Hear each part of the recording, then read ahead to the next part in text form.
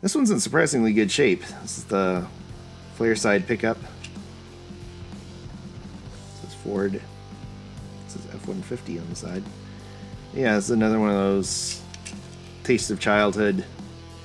I definitely had this one. It was in nowhere near this nice a shape. It was definitely really banged up. This is a fun one. This is a Cunningham, which they were actually made here in Florida. It was kind of a precursor to the Shelby Cobra. They were pretty good racers from what I've heard. I actually got to see one in person in Chicago that the guy was driving on the street, which was amazing. So that's very cool. His was a two-seater though. Like you can kind of see there was a seat under here that was covered up, but his was converted so that you could drive with the passenger. There's that XJ220 again. This one's cool. So I had this car exactly like this. And again, not nearly this nice a shape. And I never really liked it that much because it rolled way worse than this one. But it came on a belt, an elastic belt with a magnetic clasp that had the soft end of the Velcro on it. And the reason why this never rolled is because it had the toothy end of the Velcro underneath it. So of course it would not do anything on carpet and it would rub on hard surfaces. But you could wear this as the belt buckle. So if you ever needed a toy car, you had one right on your belt buckle. And I thought that was the most amazing thing ever. And I still kind of do. It's a Maserati from Hot Wheels. The Quadriporte, I believe. Yes. Another Zylmex. Yeah, I saw this one and I had to have it because, again, this is just so 70s-tastic.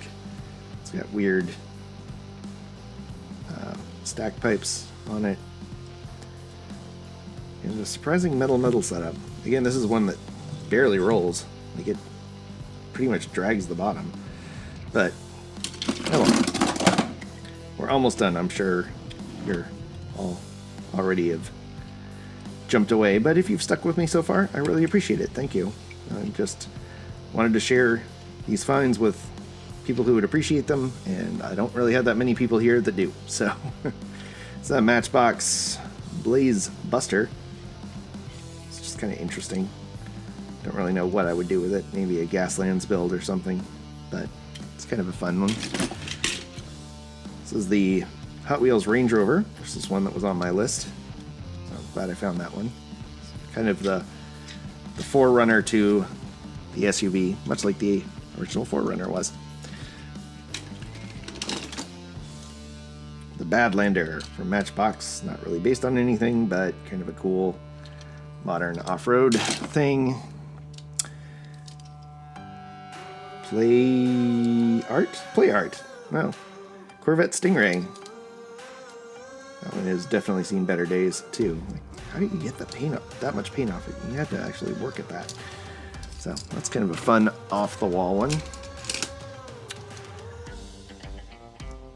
This one's interesting because this one is definitely based on that like Super Van and Hot Wheels, that fire engine that they had for years and years, because it's got that same front grille. But it's kind of cool that it had this little drop-down thing. You could do something with the back of this and put something much cooler on the front. Another weird knockoff old-timey crank start vehicle for my antique boneyard. And this forklift was just very cool. It's Hot Wheels. It's in surprisingly good shape. It's from that weird era where they had switched away from the black walls, but they still had some weird big black walls on some things. So, copyright 1979, but yeah, that one's in really nice shape. The Wasp. So Hot Wheels. I think this was actually based on a real car, though. Interesting. Another old school Hot Wheels. 1973. It's a blackwall era, but it does have a plastic base. Still fun. This is one we had as a kid too, although the roof was kind of crushed in on it. But it's kind of cool to run across weird stuff, especially knockoff stuff like that, that you think, oh, well, none of those survived. Some of them did. Chevy Caprice police car. with a weird fire department type logo setup. Those are always handy to have. This looks like it's supposed to be a GTO. And what is that? Letraset Products. Okay. They put the brand name on the top of the car. Not particularly a SpongeBob fan, but it's kind of a cool 55 Chevy convertible. There's that Hot Wheels Blazer 4x4 again. Still, unfortunately, with the yellow glass, but hey. This one was cool. This is High Speed China 1939 Ward LaFrance on the bottom. I think that was a Chevy. Very much looks like a Chevy grill on the front of it. But that one has a lot of cool potential, and it's just about 1/64 scale. It's got these interesting dually axles on the back. Another one of those knockoff old-timey cars, number 303. Hot Wheels Ballistic again. This one I thought was very cool. This is DKF1 made in China. It's an airport service vehicle. Again, something that you don't always find. I think it's interesting that the seats are... Actually, I think this is all part of a metal casting, but it's plastic base, but that's definitely metal. It's interesting. Another old-timey fire truck. It was made exclusively for Chevron in England. And those are actual, like... It's not rubber, but it's like a soft plastic.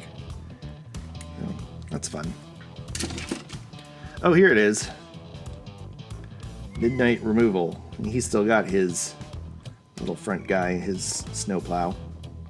But he has definitely seen better days, so I might be able to combine the two. Make one decent one out of it. Squidward! 1921 Model T Ford from Matchbox. Another one of those ones that would be great for a old-timey boneyard.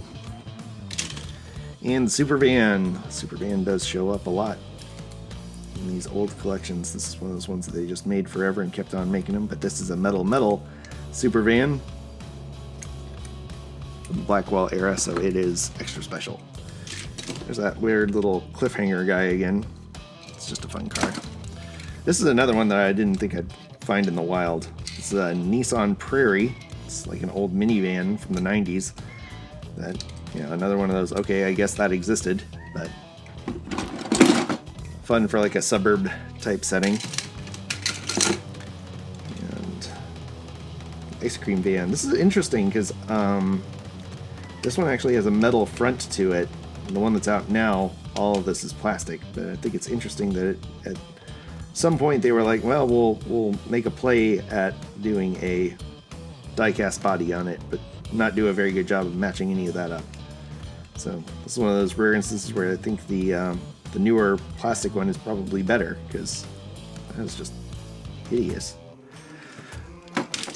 Another Fiero, this time the Matchbox 2nd gen. This would be the, I think this was 86-ish. They switched, it's copyright 85, but this would have probably been the 86 model year. They switched to the newer style. The Anglia again from episode 2. I built one of these. It was my first 3 blind mice challenge, and that was a lot of fun. And now Colin over at JC Auto has it. So that was a really fun thing to surprise him with. Matchbox, Nissan Xterra. They recently released this one in their moving parts series, and it looks like this one does have an opening back. It just doesn't want to cooperate. So, yellow glass is unfortunate, but oh well. Speaking of yellow glass, it's another one of those Matchbox ambulances. Don't know what this is. It just says CC Render. This one's just funny because it's definitely Alfa Romeo based, but it just says Hell and an 8 on it. So this is the number 8 Hell car. Which, maybe it was because it was a green car. Green is bad luck in racing. This looks like it was at some point a pullback vehicle. This was definitely not one that I picked individually, but It's kind of fun. It says Toyota 4-wheel drive. It's got a Chevy bow tie on it. Oh well. Bronco 2. No name, just says made in China on the bottom. But it looks like it's kind of based on the, I think it was Matchbox that did the Bronco 2. Another knockoff square body. It's got that Apache logo again. That would definitely not fly today. But Aston Martin again. I think, yep, Aston Martin. Hot Wheels.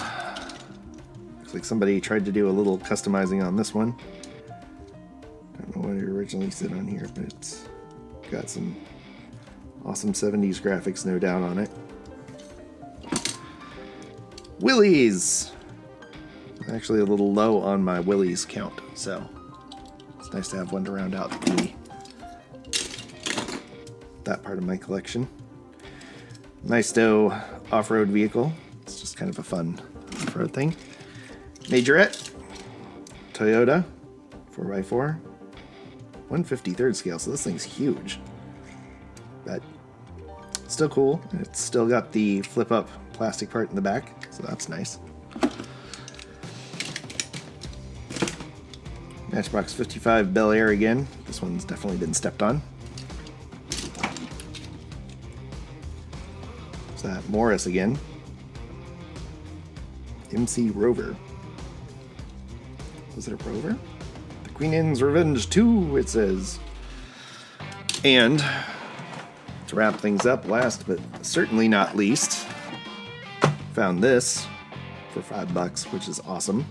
It's a really good price. And I've been looking for that Chevy Suburban, so it's nice to have that in my collection. And the Jeep CJ5 has been a popular one for people doing requests for me. And oh, there's a few more left.